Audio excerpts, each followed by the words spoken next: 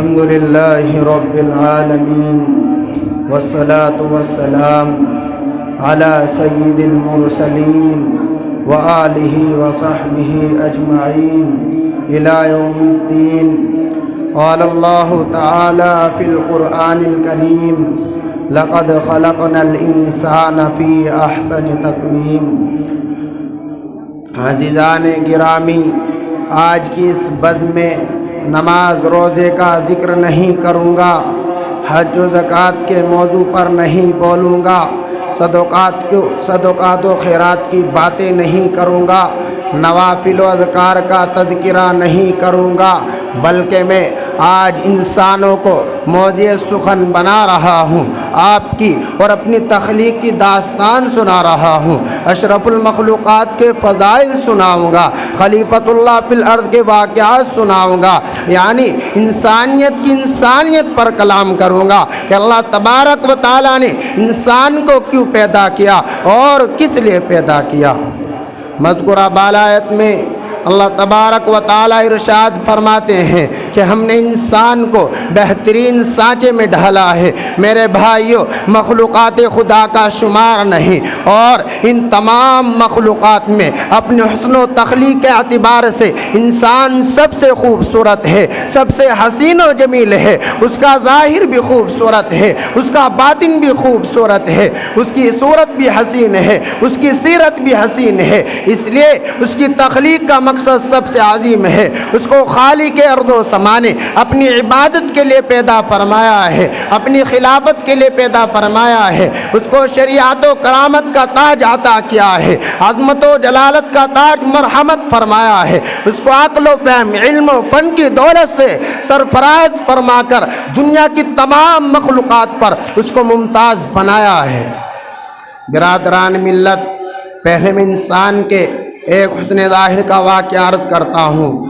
حالانکہ انسان کی شرافت و کرامت، عظمت و جلالت، شان و شوکت، عزت و حشمت کا اصل معیار اس کا حسن سیرت ہے، اس کا جمال باطن ہے، اس کا کمال ایمانی ہے. لیکن ذرا غور کیجئے تو یہی کہ رب العالمین نے اس خاکی انسان کو کتنا نوازا ہے، کیسے سنوارا ہے اور کیسے کیسے نکھارا ہے. تو عزیزو، اس کے جمال ظاہر اور حسن صورت کا واقعہ یہ ہے کہ ایک دفعہ ہارون رشید کا وزیر عیسیٰ بن موسیٰ اپنی معرخہ پری پیکر بیوی کے ساتھ چاندنی رات میں اپنے محل کے چمنزار میں مہو ناز تھا، مشغول و زار و نیاز تھا کہ فردہ جذبات میں، شوق و محبت میں اس کی زبان سے یہ جملہ نکل گیا کہ اگر یہ بدر کامل تم سے زیادہ حسین و جمیل ہے تو تم کو 3 طلاق ہے. یہ کہنے کو تو کہہ دیا، لیکن فوراً ہوش آیا کہ کیا کہہ دیا. بیوی سے بے پناہ محبت تھی،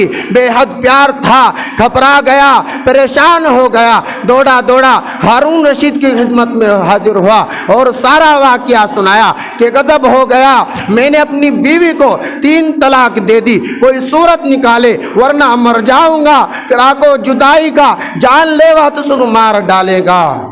ہارون رشید نے اپنے دور کے علماء اعظام کو بلایا، مفتیان کرام کو بلایا اور سب کے سامنے مسئلہ رکھا گیا. ہر ایک نے فتویٰ دیا کہ طلاق ہو گئی، اس لیے کہ چاند سے زیادہ خوبصورت کوئی انسان نہیں ہو سکتا. چاند تو سراپا ذو فشا ہے، منور و تابہ ہے، اس لیے طلاق میں کوئی شبہ نہیں رہا، طلاق میں کوئی خامی نہیں رہی، طلاق میں کوئی کمی نہیں رہی. لیکن سیدنا امام اعظم ابو حنیفہ کے ایک شاگرد خاموش تھے، چپ تھے. جب سب علماء کرام بول چکے تھے تو فرمایا کہ طلاق نہیں ہوگی. سب چونک اٹھے، حیران ہو گئے، پریشان ہو گئے، کیونکہ معمولی بات نہیں تھی. سب علماء کرام کی مخالفت ہو رہی تھی. سب نے بیک زبان پوچھا کہ کس دلیل کی روشنی میں یہ دعویٰ کر رہے ہو؟ تو معلوم ہوا انہوں نے کیا دلیل قائم کی. انہوں نے آیت کریمہ پڑھی کہ اللہ تبارک و تعالیٰ ارشاد فرماتے ہیں لقد خلقنا الانسان فی احسن تقویم. جواب ہو گیا، حکمت و دانائی کا خزانہ تھا. سب نے برملا کہا بے شک طلاق نہیں ہوگی، اس لیے کہ انسان انسان کے لیے احسن اس میں تفضیل کا صیغہ استعمال کیا گیا ہے اور کسی مخلوق کے لیے یہ صیغہ نہیں آیا، اس لیے انسان خلقتاً سب سے خوبصورت ہے، اس کی صورت بھی حسین ہے، اس کی سیرت بھی حسین ہے، اس کی سیرت بھی حسین ہے۔ تو برادران ملت، یہ حسن ظاہر، یہ صورت باہر، یہ جمال و کمال کس کو ملا ہے؟ آپ کو ملا ہے۔ آپ نے غور کیا، آپ کو ملا ہے، ہم کو ملا ہے، انسان خاکی کو ملا ہے، ظلم و جہول کو ملا ہے، جزو و منعو کو ملا ہے۔ یہ وہی تو ہے جو ایک ناپاک قطرے سے پیدا کیا گیا، یہ وہی تو ہے جو ایک بے جان لوہتڑا تھا، مگر اس ذات گرامی نے اس کو نواز دیا، سنوار دیا اور جس صورت میں چاہ ڈھال دیا۔ لیکن یہی حقیر عاجز انسان ان سب انعامات کے بعد اپنے خالق و مالک سے بغاوت کرتا ہے، اس کے احسانات کو فراموش کرتا ہے اور اطاعت و بندگی کی راہ کو چھوڑ کر کفر و شرک، عصیان و طغیان کی راہ پر چلنے لگتا ہے۔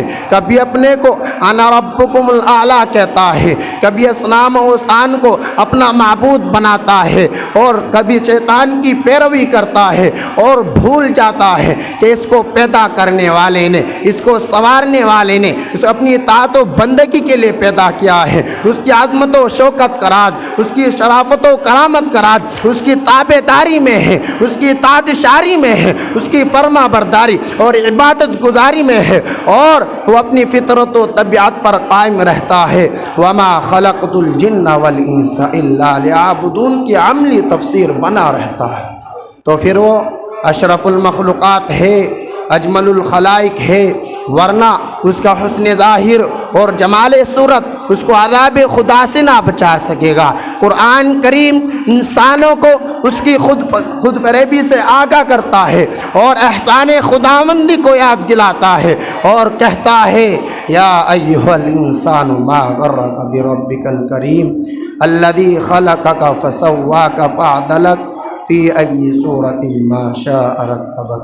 اے انسان، کس چیز نے تم کو تمہارے مہربان رب سے دھوکے میں ڈال رکھا ہے؟ جس رب نے تم کو پیدا کیا، پھر تم کو برابر کیا، پھر تم کو معتدل بنایا اور جس صورت میں چاہا تم کو ڈھال دیا۔ برادران ملت، پروردگار عالم نے مسلمانوں کے لیے ہر آیت میں ہدایت رکھی ہے، فلاح و بہبود کی منزل ہر آیت میں رکھی ہے، مگر کیا بتاؤں، آج تک ہمارے دلوں نے یقین نہیں پکڑا کہ کلام پاک اللہ کا کلام ہے یا کسی بندے کا کلام ہے۔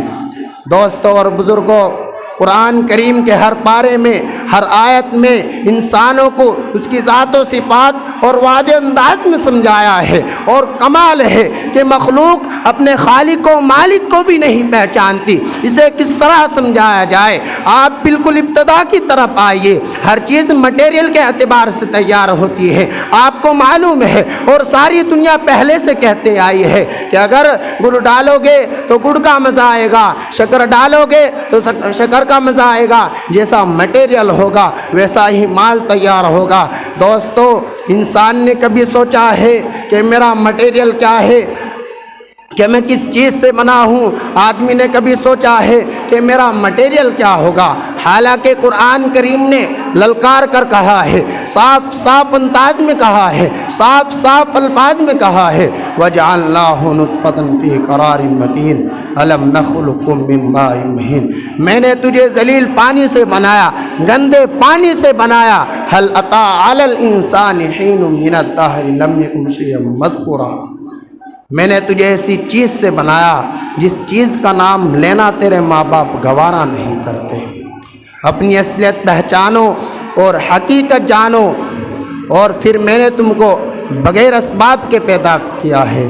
ذالکم اللہ ربکم لہ الملک، تیری رگ رگ بنانے والا میں ہوں۔ اے میرے بندے، تیرے سر میں جتنے بال ہیں کسی اور کے بنائے ہوئے نہیں ہیں، بلکہ میں نے ہی بنائے ہیں۔ ہاتھ کون بنا سکتا ہے؟ پیر کون بنا سکتا ہے؟ دل و دماغ کون بنا سکتا ہے؟ دل و دماغ کے اندر سوچنے کی طاقت کس نے رکھی؟ زبان کے اندر بولنے کی قوت کس نے رکھی؟ کانوں کے اندر سننے کی تو قوت کس نے رکھی؟ فرمایا ذالکم اللہ ربکم، اے میرے بندے، سب چیزوں کا پیدا کرنے والا میں ہوں۔ کون؟ اللہ۔ اللہ تعالی ہم سب کو ان سب باتوں پر زیادہ سے زیادہ عمل کرنے کی توفیق عطا فرمائے۔ وآخر دعوانا الحمدللہ رب العالمین۔